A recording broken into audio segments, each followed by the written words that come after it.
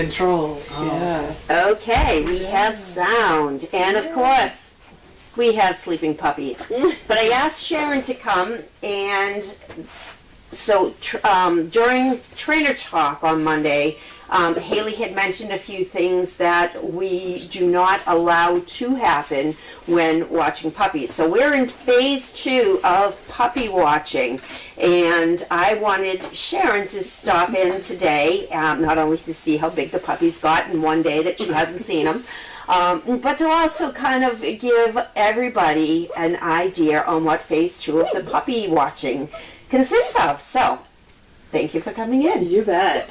And as I was coming here, I'm like, I don't know that we actually really went over the phase 1, so I'll just quickly touch on that. But, you know, I was thinking to start off. Really working? Yeah, you know it is, Okay. yeah. Because sometimes it's not. Showing up. Making sure it's on. And all the lights are lit up. So. Okay, all right.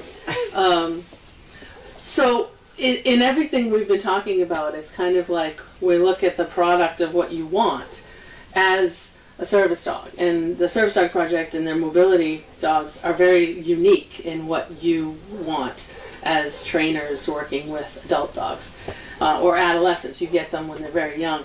So I wanted to ask you, like, what are some of the attributes or characteristics that make a really good service dog? Focus.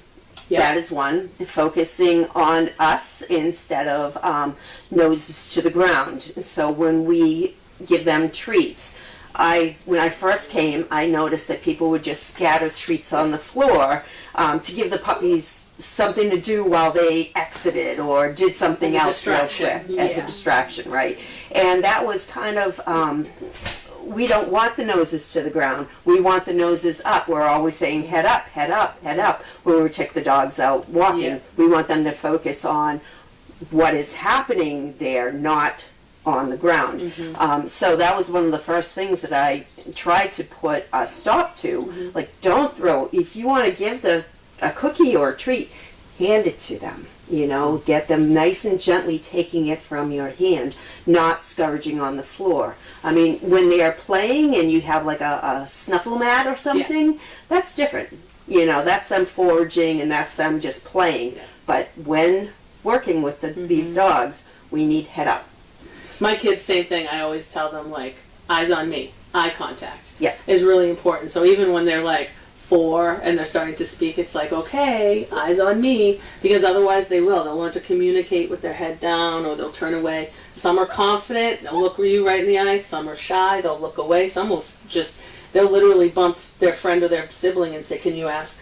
Yeah. I can't stand that. Yeah. So similar behaviors happen in the dogs too. It's kind of funny to watch. What are some of the other characteristics that make, like if you see it and you go, oh, that's going to make a good dog? Like, can you pinpoint any? Yeah, like one day I was in there and actually somebody took a picture of it, which we posted. I just had a squeaky toy. Yeah. And when I squeaked it or said pop up or anything like that, the dogs they'd immediately pick their heads up and focus, and they would sit and they would cock their head a little bit, but they were focused on you, like, I'm going to learn something, you know, that, and that's what that's what we're looking for. We're looking for that, you know, not the one that is kind of off wandering around smelling the roses over there, you know, in the left field. They're actually. Oh, she's not talking about you.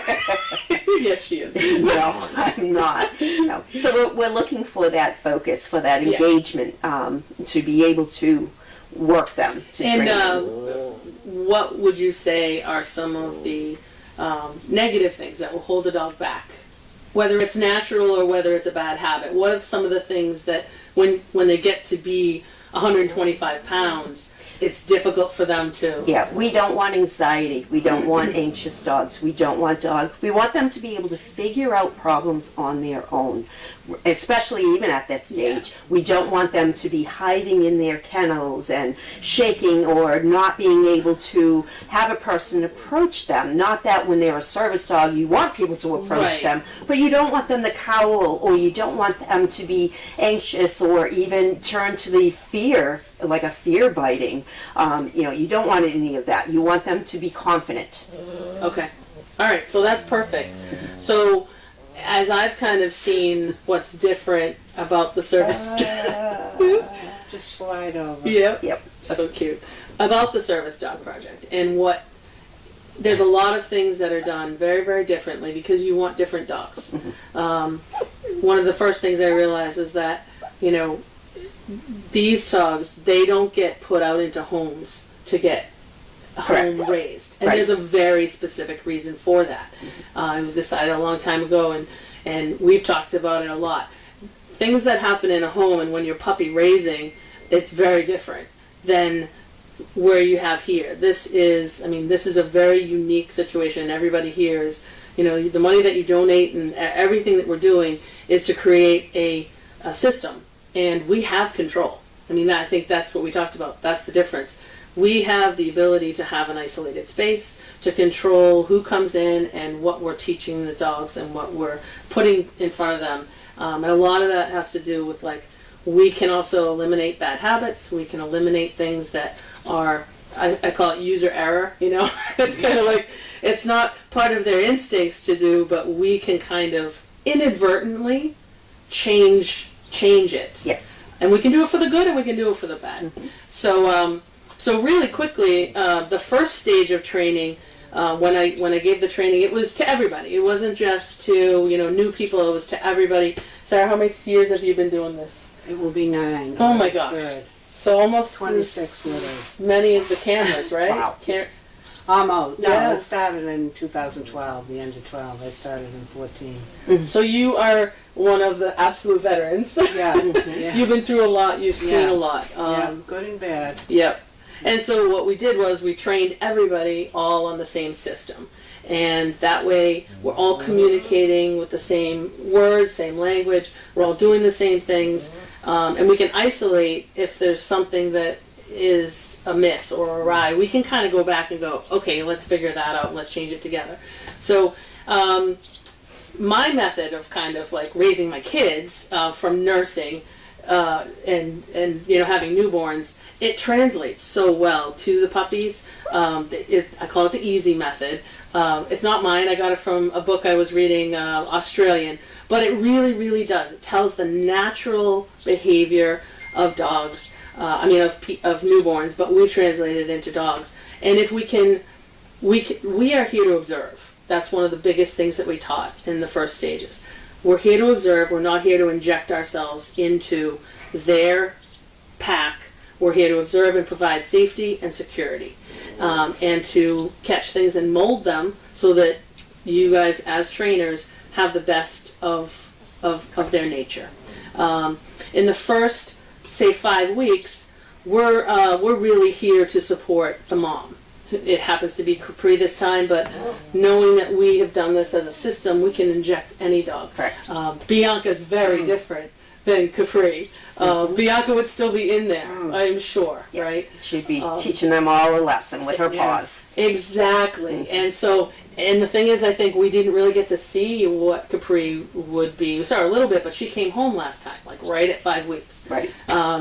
And maybe that's because you're here. Bianca's like, this is her home. Everything's a little bit different. But all moms, parent a little different. Yes.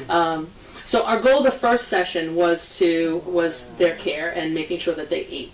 And we had systems in place, right? I mean, we were tracking their weight every day. We were making sure who, like the 4 or 5 skinny ones were, making sure that they got to the nipples first and they got the milk. And it was, it was tough. It was, Well, to figure out sometimes who was who. and that's why you saw a clipboard, like literally every 2 minutes we're writing down, did they get whizzed? And, because she wasn't doing much of it. Did they eat? A big one, that week 3, did they poop? Yeah, because right. The ones that weren't pooping weren't gaining weight either because Right.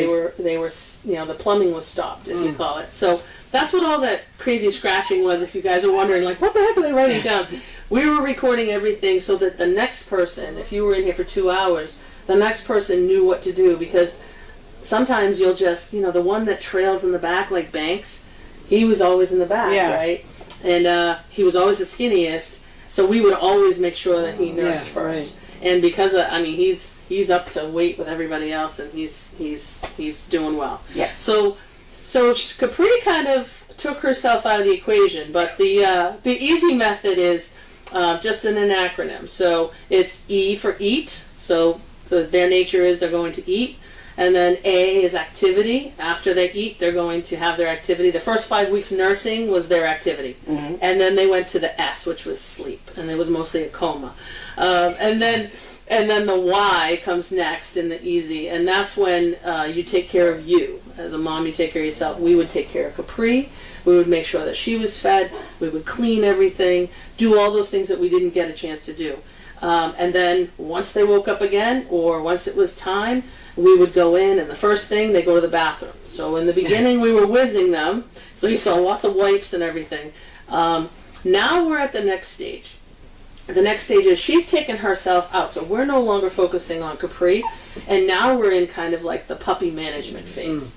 And again, we need to be observers, not inject ourselves in. So if you see us sitting in this chair around here, or we're sitting outside, it's not because we don't love the puppies or don't want to be in there. Believe me, snuggling and cuddling with them is because the system works best when we observe and we go in when we can help.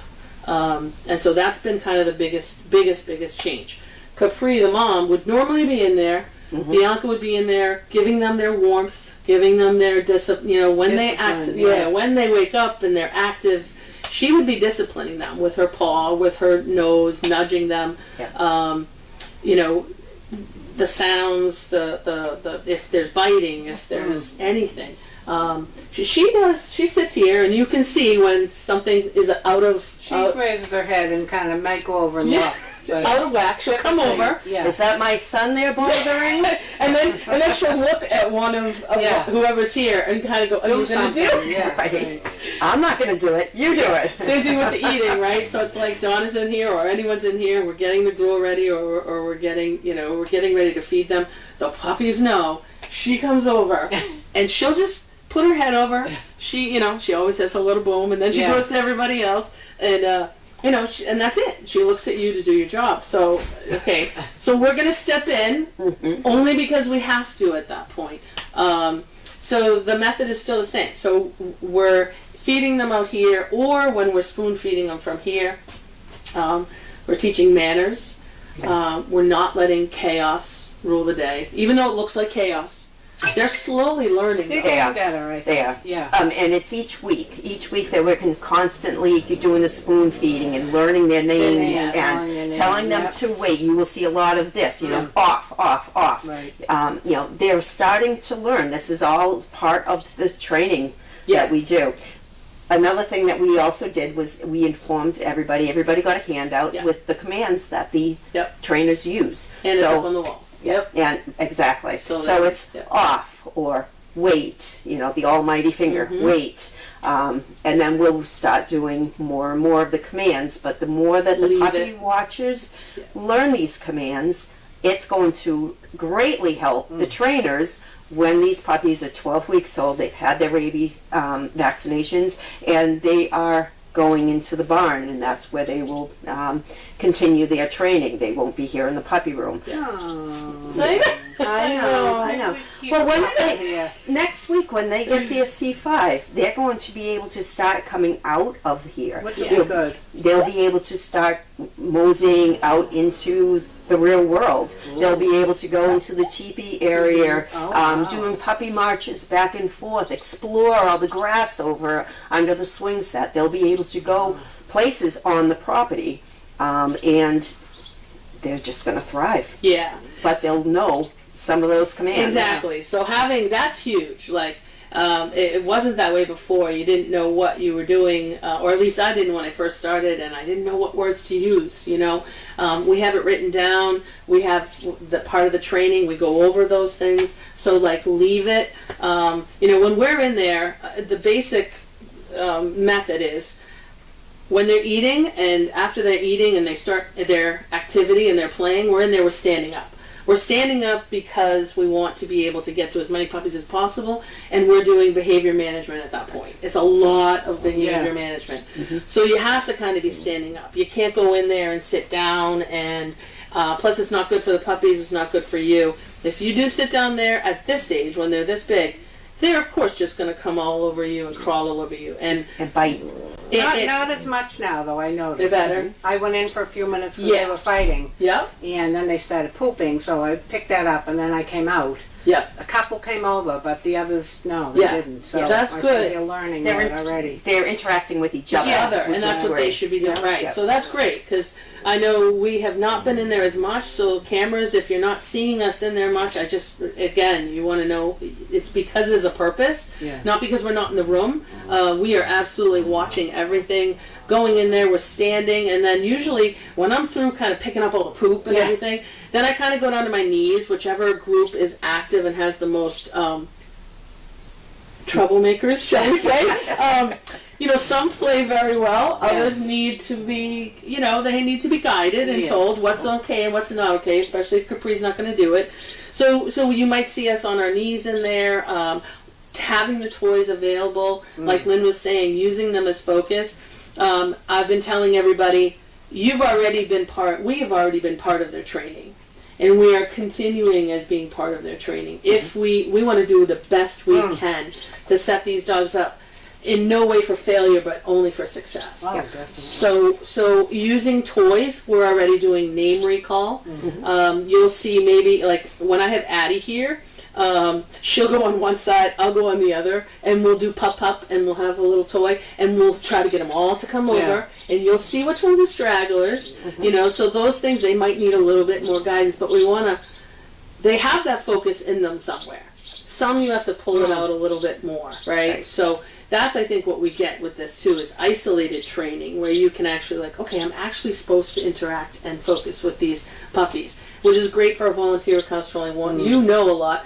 Someone who comes new or for just 1 or 2 hours, it's like, yeah, this is the things we're working on. So I'm on my knees or we're doing this, and then, you know, when like half or 3/4 they kind of cuddle up and they fall asleep, then you kind of have your 2 or 3 that are like still going around, and they might be trying to come over and bite everybody's ear and wake everybody up. Not to point or mention any names. But you know who you are. And that's kind of the time, really the only time I will really kind of ever sit there is when there's like maybe 1 or 2, maybe 3. Yeah. And, you know, they'll come over, you can use that to, Haley made a request, and it's a great one, to make sure that we're like playing with their hands. Yes. Front and backs. Yep. Yeah. So if there's any puppies left at the end, you know, I won't let them come above here. And I think that that's a good rule, because they're also, if they're coming up to here, Yeah, you don't want they're showing dominance. Yeah, right. Right? So we had that problem with Mandy at home, who the 8-year-old, you know, when she's 7, she loves laying down and, you know, rolling around.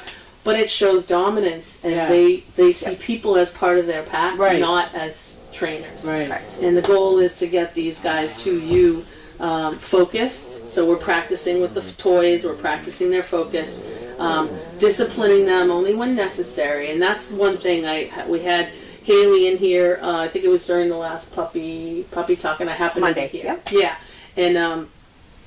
And so something happened at once, and so we talked about it really quickly. But yeah, the redirection and the disciplining is important, because Capri would or you know Bianca would normally just do a quick. Yeah, she'll put her head right on them and pin them down to the ground to make them stop.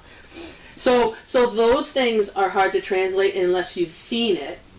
And adult trainers, you guys are in the barn, have seen a lot of it. A lot of the puppy sitters, and new ones especially, and even probably the camera people, haven't seen, you know, when you have to get in there and kind of and do the disciplining. So if you see us, it's going to be a very quick, you know, 1 finger or a 2-finger tap. If they're biting you and they're constantly biting you, the direction is just to quickly leave it and move on. Because I was telling them, like, the moms are not wagging their fingers and saying no and having a conversation with them. And if they get bit by their sibling, they're not, you know, the mom's not over there licking their face going, "Oh, are you okay?" It's all right. That's coddling, and it makes really dependent, crying adult anxious dogs. Dogs. Yep. You'll also see us sometimes. We will just stand on the side and just call the dog. You know, call the name, and if the dog responds, great. A reward, praise, you know, spend a minute, you know, good, you're a good dog. If the dog doesn't respond to the name, because, you know, they're not going to know their names, not all of them at this point, then you go in. You can also grab them by the scruff and just shake it a little bit, pull it to the floor, just like a mother dog would. Yeah. The redirection always first, and then if you have to put, I mean, if they're biting you and you have to kind of stop it, it's just a tiny quick. Usually within like twice of just getting that little bonk, they start licking your hand, which is fine. They can lick. I mean, and you give them praise and they get petted, and so they learn that they're thinking. Yes. We're not teaching them to think. We're just catching it and encouraging them. This is a good thing. You should think what makes sense. You know, and yeah. So the disciplining there. If you happen to, sometimes they're loud. There's been a couple that have actually gotten like. Really growl. Yeah, they get really sometimes growly. they are really mean, really. And if we can stop it definitely. at this size, then when they get up a little bit, because they're going to grow so fast, that when they get up older, it's much harder to have to break up something that wasn't broken up. Then you get to keep them in a pack even longer, knowing that they're all respecting whoever the human is that is with them, whether it's walking outside or feeding or anything. They're not going to get away with being aggressive or dominant over another one. We're the alpha. They're not. Yeah.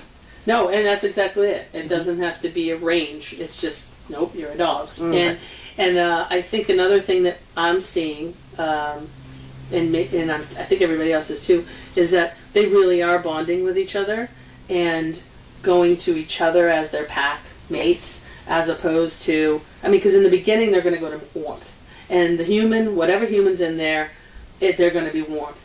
And so by us kind of taking ourselves out of the situation too and observing, they're I mean, look at them all there. It's crazy. It's probably like the warmth of the sun. I mean, of the lamp. But still, they go off and there's not really many that just isolate. But they seem to do it a little bit before, but now not so much. No, they're all together. It's really good.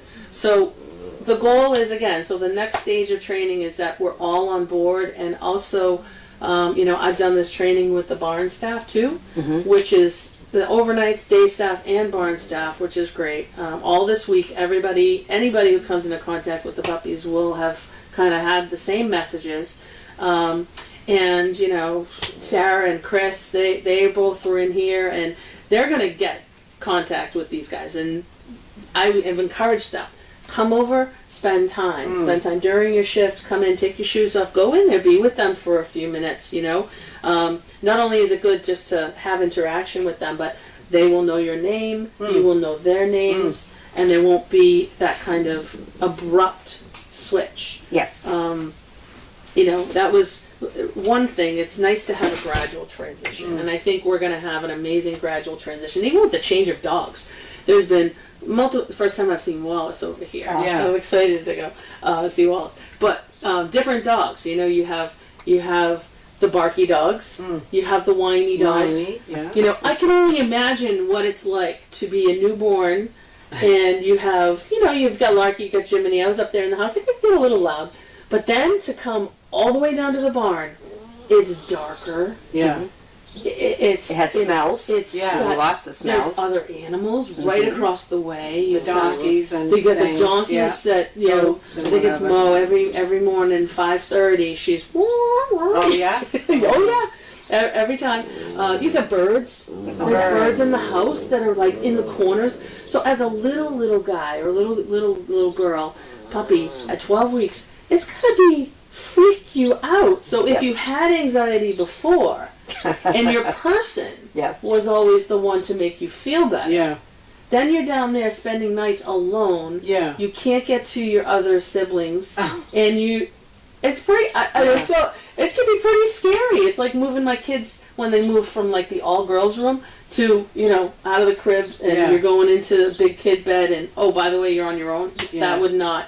That's when you have screaming babies that come into your bed and want to snuggle with you at night. The minute you do let them do it once, they're there forever. They're there forever. So our goal Lynn, is to hand these puppies over to you and have it be a transition that we've encouraged all of the characteristics that you talked about, that we work on focus, that we work on their manners, that we hand them over to you so that you can continue your training. And it's for the good of the dogs. I mean, if these guys, I can't wait to see how fast this group of litter gets the training and is able to get matched, because you're teaching them skills. You shouldn't have to worry about their behaviors. You know, we don't want to mess anything up. We want to help along the way. So hopefully we're doing that in a systematic way. Yeah. Well, I think starting probably next week at some point, and we'll put it up on the board. We actually, Diane was wonderful. She actually did some research on sounds. Yeah. So we were looking at getting a CD that played fireworks and all that. Yeah. Turned out they returned my money and said, sorry, we can't provide it. So we did find, though, on YouTube. So we do have a smart TV here. We'll be on YouTube, and we will be playing those different sounds of. They're already used to dog barking. Yeah, they hear the birds. They hear the birds. That's so probably not a bad thing. No, it's great. motorcycles, trucks, fireworks, thunderstorms, all those different things. We'll be playing for short amounts of time during the day to get them accustomed to some of those noises. We're also going to be using one of these kennels on the side to put a lot of the litter and just work on a couple of pups at a time right here in the puppy whelping area, so that they can learn different things. You'll be able to see it, which would be awesome. And every puppy, again, will be touched. What is that saying? No child goes... I don't know. It's one of those school sayings. No child will be left behind. Oh, left behind. There you go. We'll be doing the same thing. I homeschool, so none of them, they're always right at my feet. Right. No, but But we'll be doing that with the pups, and hopefully every single one of these pups will become wonderful service dogs. I absolutely think they will. Yeah. Because none of them, they can all do it. Yeah. They really can. They'll be matched with different types of people, which is great. But I think every single one of them can do it. You just got to find them, catch them. I always say, catch them doing something right, and encourage the hell out of it. Yeah. And you'll have a dog that wants to make, or a person that wants to make that choice. Yep. Yeah, because they do. They naturally want to please you. Yes. Until they realize that's not a good thing. I should just go be trouble. Because that's the other thing. Yeah. I just had this attention, right? And I just had this lesson with my kids. It was my 14-year-old, and you know he struggles with the 8-year-old sometimes. And he started doing, and I was just listening, and I said, Ambrose, come in. I'm going to give you a parenting lesson, because he was focused on telling her what she was doing wrong and how she could change it. And I said, honey, I'm going to tell you one thing. Attention is attention, and negative attention is the same as positive attention. You just spent 15 isolated minutes looking at her, talking to her. You were telling her things she was doing wrong and trying to correct it. She doesn't care. No, she had your attention. She had your attention for 15 minutes. That's a lot. I said, your kids will do whatever they have to do to get your attention. So catch them doing something right. And spend 15 minutes giving them praise. And then we'll, you know, it's only my little lesson to him, but it's exactly the same. Catch them doing something well, and I'll tell you, having the ability to have so many people in here and actually observing them. I mean, you guys spend time, money, resources to raise these puppies. You don't send them out at homes. Right. They get A1 top service dog training. And we're just using everybody who's in there for the purpose of training now. No one's just coming in here puppy sitting. Right. They're puppy training. They're, you know, and it's going to be great.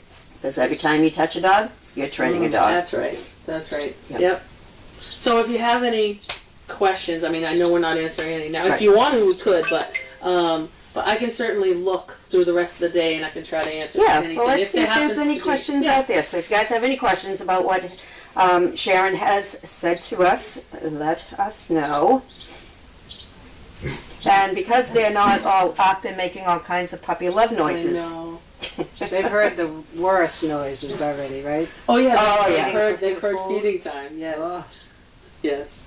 All right. So let's see. But we could certainly. I'll tell you. I go over there. Don't wake them up. No, I will not. But they know the tap from over there. Yeah. They know the tap of the can. Yeah. And they are like up and Oh, and the blender. whoa, forget Blender's about it. done now, forget it. It wasn't even the blender the other day.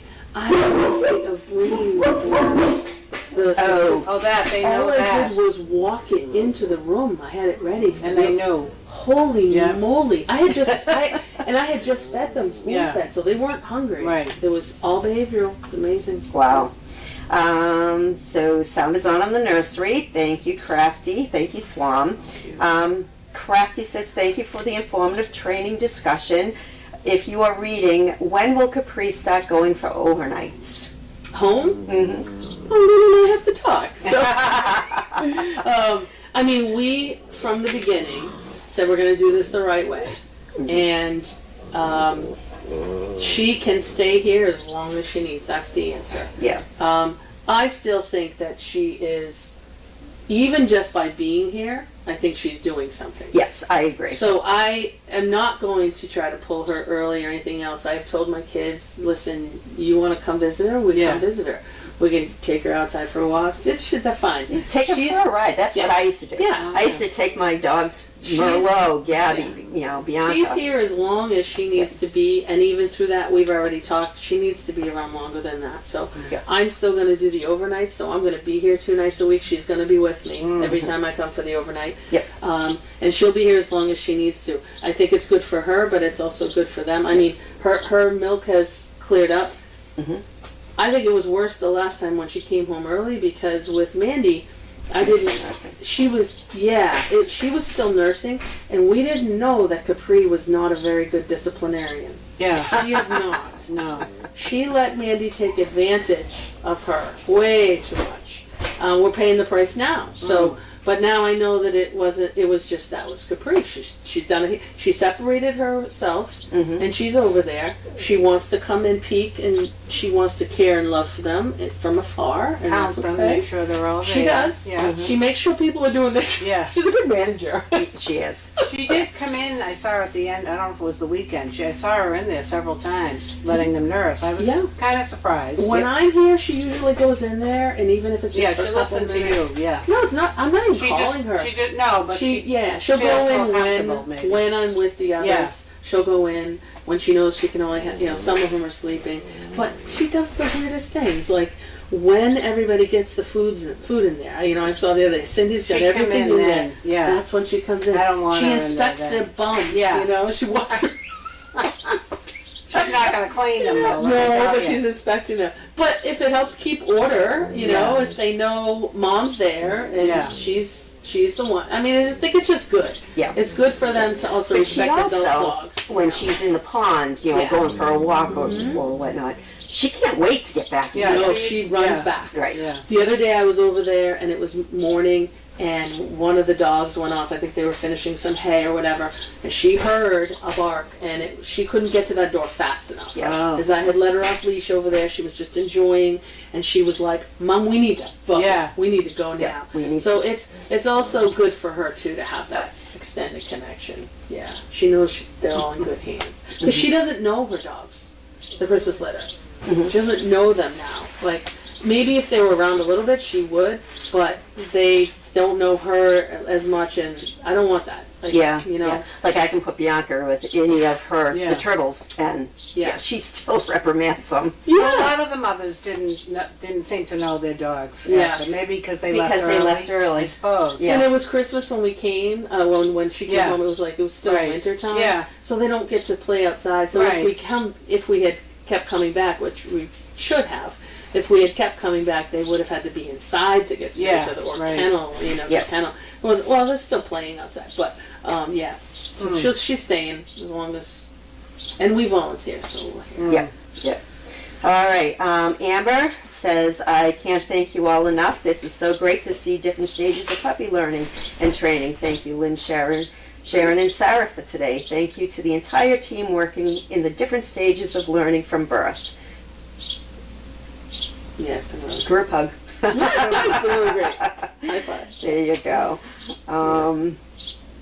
Let me see. CK says, applause to you for the intentionally you've injected into the project of getting these puppies to become service dogs eventually. Just wow. And Amber says, I agree, so well planned out at every stage.